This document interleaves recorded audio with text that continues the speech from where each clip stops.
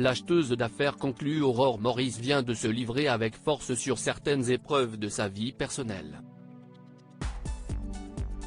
Parmi elles, les violences conjugales dont elle a été victime plus jeune.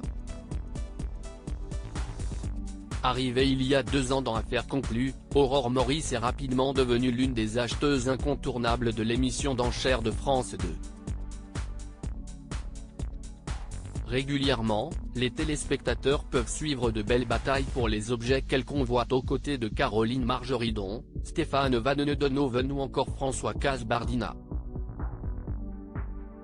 Auprès de Télé Loisirs, l'antiquaire belge s'était confié sur ses relations avec les autres professionnels du programme qui va connaître une nouvelle animatrice, Julia Vignali, après le départ de Sophie Davant. Je m'entends avec tout le monde. J'adore Damien Tison, note de la rédaction, mais je le déteste aussi parce qu'on a un passé similaire, des parents antiques, il aime les belles choses. Quand on est sur les mêmes objets, je ne peux pas le piffer, rire, nous avait-elle déclaré.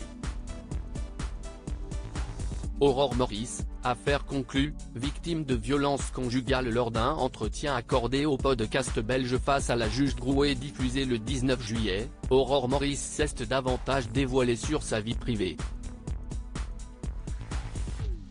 Alors que l'animatrice lui demande si elle a déjà été victime de quelque chose sans vouloir porter plainte, elle répond alors par l'affirmative, pour éviter que cette personne ait un casier judiciaire plus important, je me suis tue et j'ai été voir un médecin pour faire un constat.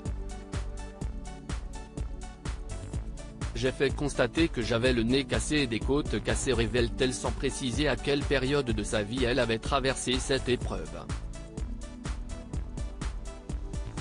Elle ajoute d'un air grave, si je portais plainte, je pense que ce garçon allait faire une belle page dans la presse et aurait eu une carrière foutue. La meilleure chose que j'ai pu faire, c'est de faire un constat et d'en parler autour de moi. L'acheteuse d'affaires conclue Aurore Maurice a eu peur de partir. Aurore Maurice confie également la raison pour laquelle elle n'a pas parlé sur les réseaux sociaux. Je n'ai pas envie qu'on me victimise mais j'en parle autour de moi en disant, cela arrive à tout le monde, et la meilleure chose à faire est de partir même si c'est très difficile.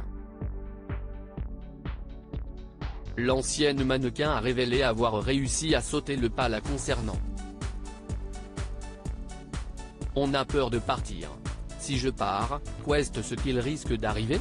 Déclare-t-elle.